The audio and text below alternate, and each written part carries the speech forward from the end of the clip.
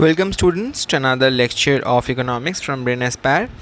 तो पिछले क्लास तक हम लोगों ने देख लिया था कि क्या क्या डिफरेंट पैरामीटर्स है जिनके बेसिस पे हम एक डेवलपमेंट को हम मेजर करते हैं, और हमने देखा था कि क्यों इनकम को छोड़ करके भी और भी कुछ इम्पॉर्टेंट फैक्टर्स है जो हमें कंसिडर करना है जब हम डेवलपमेंट को कंसिडर करते हैं तब। अब आज हम जो देखेंगे वो है ह्यूमन डेवलपमेंट इंडेक्स। तो ह्यूमन डेवलपमेंट इंडेक्स है क्या, वो थोड़ा समझते हैं, आओ।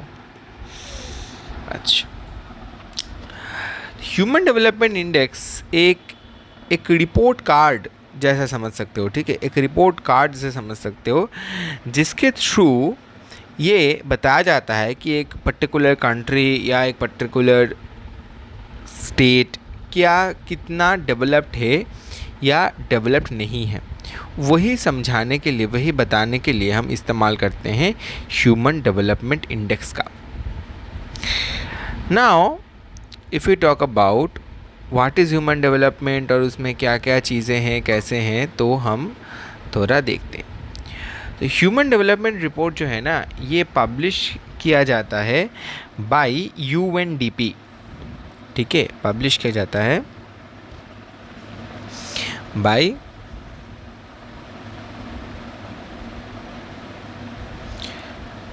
UNDP। ऑलराइट, इसमें तीन चीज़ें देखा जाता है, income, education and life expectancy. तीनों में ना, मतलब तीनों को लेके ये 0 to 1 ये नंबर स्केल पे कंट्रीज़ को रेट करता है, कंट्रीज़ को नंबर देता है, और हर एक जो पैरामीटर है 1, 2, 3, हर एक पैरामीटर में 1/3 का वेटेज रहता है, मतलब हर एक से 33.33% का वेटेज रहता है हर एक से, ठीक है। तो तीनों को मिला के 99.99% विच इज़ एक्चुअली 100% ही समझ सकते हैं हम रफली। तो ऐसे इसे देखा जाता है। अब UNDP जो है ना, ये कंट्रीज़ को HDI के मुताबिक रैंक करता है। तो ऑब्वियसली जो कंट्री ज़्यादा ऊपर होता है वो HDI बेटर होता है, वो कंट्री आगे होता है, जिसका HDI कम होता है वो कंट्री नीचे होता है। तो इसी के तहत हम ये समझते हैं कि कैसे कैसे ह्यूमन डेवलपमेंट हो रहा है हर एक जगह पे, और इनकम, एजुकेशन, लाइफ एक्सपीरियंस, ये तीनों ही इम्पॉर्टेंट होता है। इनकम तो समझ सकते हो, इनकम मतलब कि इसके पास कितना पैसा है। एजुकेशन मतलब एजुकेशन कितने लोगों के पास है, कितने क्वालिटी का एजुकेशन है। एंड फाइनली लाइफ एक्सपेक्टेंसी मतलब कितने साल ऑन एन एवरेज वहाँ के लोग ज़िंदा रहते हैं, ठीक है, उनका लाइफ स्पैन कितना है। Alright, next we come to public facilities. Now why public facilities, देखो जब भी हम ये बोल रहे हैं ना कि ह्यूमन डेवलपमेंट करना होगा, कंट्री को इम्प्रूव करने के लिए हमें इनकम के बावजूद बहुत और सारे चीज़ें चाहिए, एजुकेशन चाहिए, हेल्थ चाहिए, सैनिटेशन चाहिए, ट्रांसपोर्ट चाहिए। अब बात है ऐसा कि हमारे कंट्री में या फिर कोई भी कंट्री में सभी लोगों के पास इतना पैसा नहीं होता है, सभी लोग इतना अमीर नहीं होते हैं कि सब अपना सारा नीड जो होता है वो सेटिस्फाई कर पाए अपने पॉकेट से पैसा निकाल के, ठीक है। इसीलिए ना गवर्नमेंट कुछ सर्विसेज देते हैं जो मतलब ज़िंदा रहने के लिए बहुत इंपॉर्टेंट है, ऑलमोस्ट फ्री ऑफ कॉस्ट या फिर बहुत कम पैसों में गवर्नमेंट ये सर्विसेज देते हैं। जो सर्विसेज गवर्नमेंट प्रोवाइड करता है एट वेरी लो कॉस्ट, उन्हीं को बोला जाता है पब्लिक फैसिलिटीज़। इसमें क्या आता है, education in the form of government schools, है ना, health in the form of government hospitals, sanitation मतलब ये जो रास्ते में इधर उधर देखते हो पब्लिक टॉयलेट्स, ठीक है, पब्लिक टॉयलेट्स आता है इसके अंदर। एंड ट्रांसपोर्टेशन जैसे रेलवे में समझो कितने कम पैसों में ट्रैवल कर पाते हैं लोग, मतलब समझो यहाँ से अगर तुम्हें मतलब तुम 400-500 किलोमीटर ट्रैवल कर सकते हो 300-400 रुपये में, ठीक है, और जनरल में जाओगे तो फिर उससे भी कम में हो जाएगा, नॉर्मल जनरल टिकट के रिजर्वेशन के बिना अगर जाना चाहते हो तो बहुत ही कम पैसों में हो जाता है ट्रैवल थ्रू रेलवेज़। या फिर जो स्टेट बस होता है उसमें भी बहुत कम पैसों में हो जाता है। तो गवर्नमेंट ये जो सर्विसेज होते हैं ना, ये सभी लोगों को देता है, कोई ऐसा नहीं कि ये पाएगा ये नहीं पाएगा, ऐसा नहीं, सभी को ये फैसिलिटीज़ गवर्नमेंट देता है, ठीक है। अच्छा, next we come to Kerala and Bihar. अब देखो बिहार में क्या है, केरला में ना गवर्नमेंट ज़्यादा हेल्थ एंड एजुकेशन के ऊपर स्पेंड करता है। बिहार में इकोनॉमिक ग्रोथ है, मगर बिहार में हेल्थ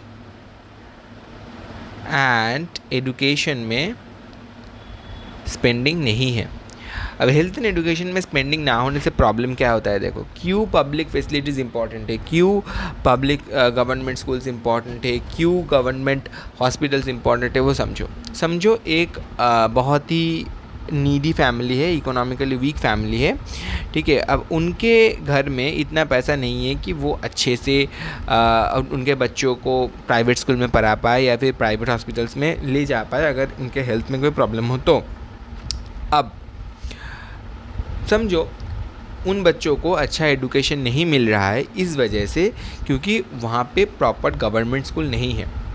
तो अगर एजुकेशन नहीं मिल रहा है तो इन फ्यूचर अगर वो एडुकेटेड नहीं होंगे तो वो देश के लिए ज़्यादा काम नहीं कर पाएंगे, उनको डेली वेज या फिर ऐसा कोई मीनियल टास्क करना पड़ेगा। वो ना कोई अच्छा बड़ा इंजीनियर बन पाएंगे, ना रिसर्चर बन पाएंगे, ना सोशल साइंटिस्ट बन पाएंगे, ना हिस्टोरियन बन पाएंगे, कुछ भी नहीं, वो नहीं बन पाएंगे विदाउट प्रॉपर एजुकेशन। तो वो देश को आगे बढ़ाने के लिए कंट्रीब्यूट नहीं कर पाएंगे। अब समझो एक बच्चा है, समझो जहाँ जिसको गवर्नमेंट स्कूल को एक्सेस है, मतलब वहाँ पे गवर्नमेंट स्कूल है और गवर्नमेंट स्कूल जाता है, वहाँ से पढ़ता है, लिखता है, उसे पता है चीज़ें, मगर उस एरिया में कोई प्रॉपर गवर्नमेंट हॉस्पिटल नहीं है।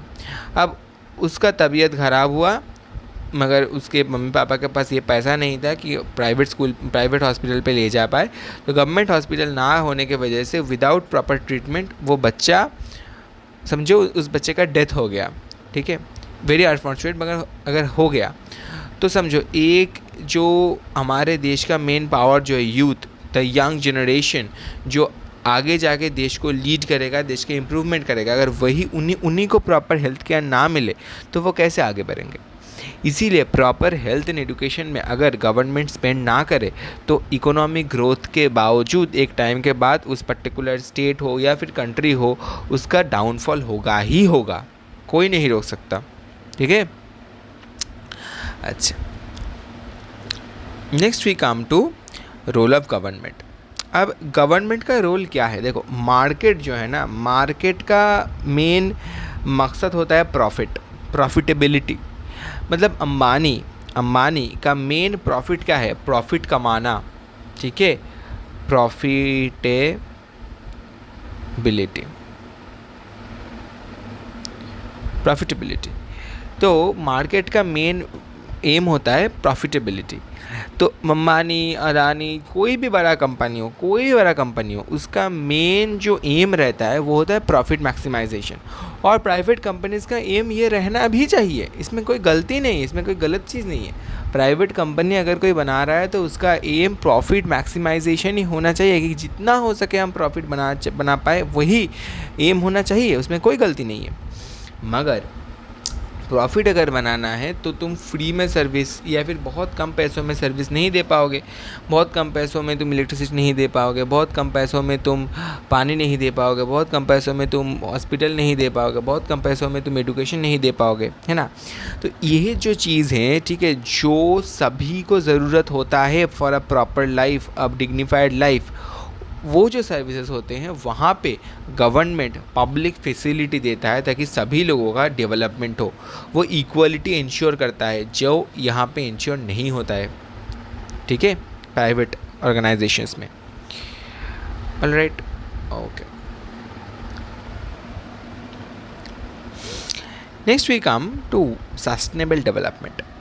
सस्टेनेबल डेवलपमेंट क्या है?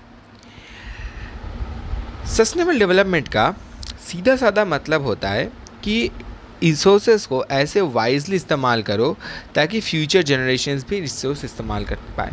मतलब सस्टेनेबल डेवलपमेंट की अगर डेफिनेशन तुम समझना चाहो तो इसे ऐसे समझ सकते हो कि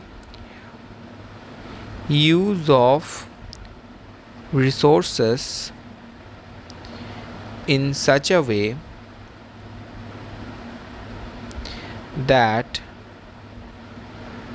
satisfies present needs without compromising needs of the future generations। ठीक है, ये होता है सस्टेनेबल डेवलपमेंट का एक डिफिनेशन। तो सस्टेनेबल डेवलपमेंट मतलब यही होता है कि हमें प्रेजेंटली रिसोर्सेज को ऐसे इस्तेमाल करना है जिसके वजह से ऐसा ना हो कि भविष्य में फ्यूचर जनरेशन को वो रिसोर्स ना मिल रहा हो। हमें ऐसे रिसोर्स इस्तेमाल करना है कि फ्यूचर में भी जो जनरेशन्स है वो भी उस रिसोर्स को इस्तेमाल कर पाए।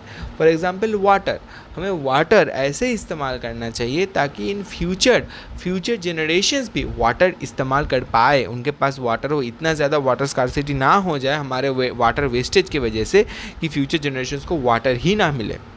तो यही होता है sustainable development concept, sustainable development का प्राइमरी आइडिया, राइट?